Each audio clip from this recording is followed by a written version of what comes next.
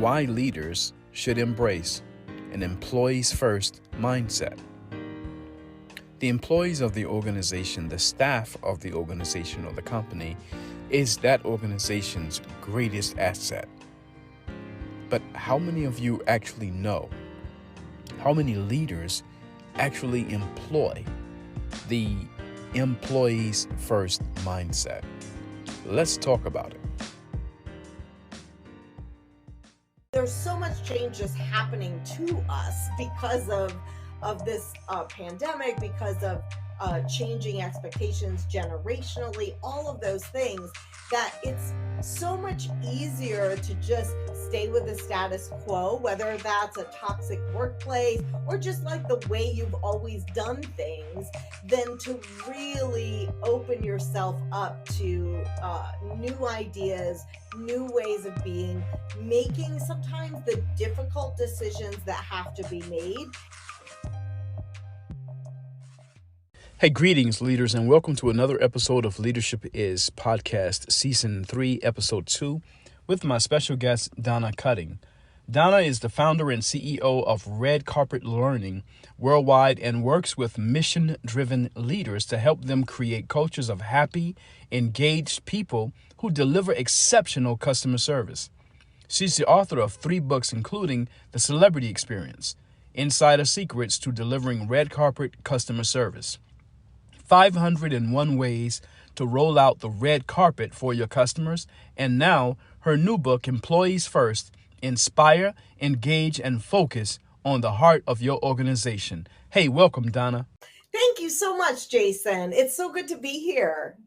Yeah, absolutely. It is just definitely my plum pleasing pleasure to have you on the Leadership Is podcast. So if you can, let our audience know, who are you and what do you do? Sure. I think you did a beautiful job of doing that, actually.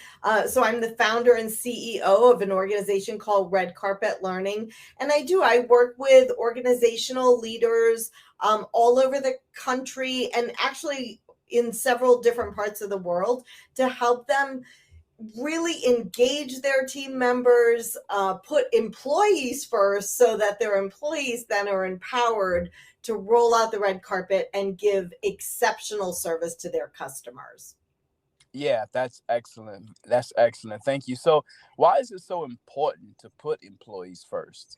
It's funny, Jason, because as you listed out the other 2 books that I wrote first, of course, I was very well known for the idea of red carpet customer service. But as I started working with my customers and really going deep to help them, define service standards and then roll out curriculum in their organizations, I started to realize that there was a missing piece, that there was something we needed to address first. And that was how we empower, how we treat, how we make the people who work at our organizations feel valued and supported, so that then indeed they will not only have the tools and the expertise to roll out the red carpet for customers, but they'll also feel inspired, engaged, and excited about doing that. And so if you don't have an inspired, engaged, and excited team of people who are working with your organization, then you're not going to be able to achieve that customer service level that you're hoping to achieve. So it's not employees instead of customers, but let's look at putting employees first so that they are then ready to deliver that exceptional service to your customers. Yeah. Awesome.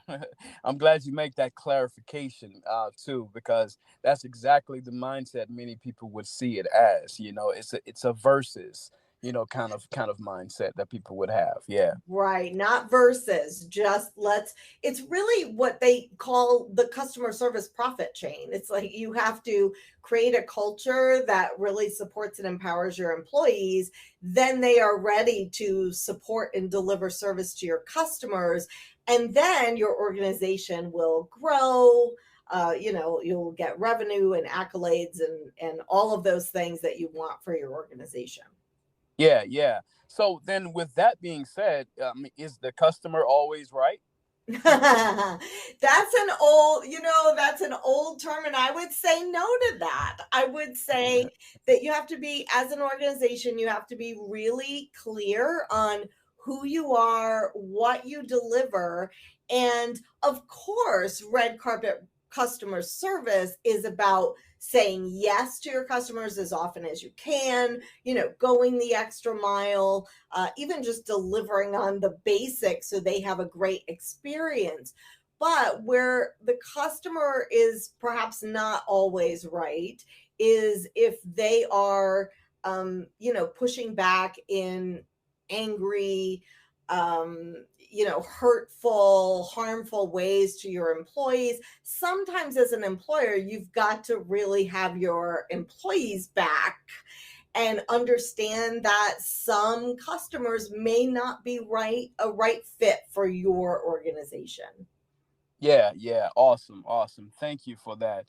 So I was reading, so to kind of go back now to as it relates to employees and putting your employees first. I happened to stumble upon a Facebook post today, in fact, and someone said that companies would rather fire a good employee versus changing the bad management or the toxic management. So how often do you come across this kind of mindset, and how do you deal with it? I don't think it's so much that organizations would rather fire someone than, change their toxic workplace.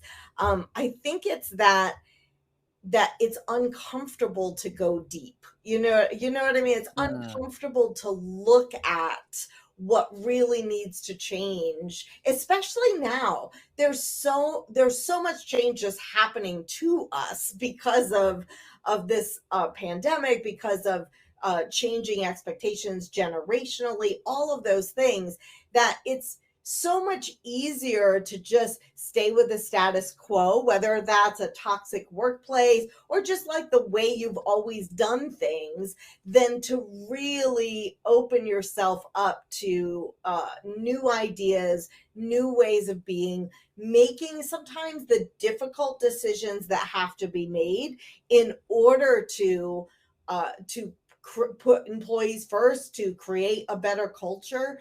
I think we have been, and I address this in the book, Employees First.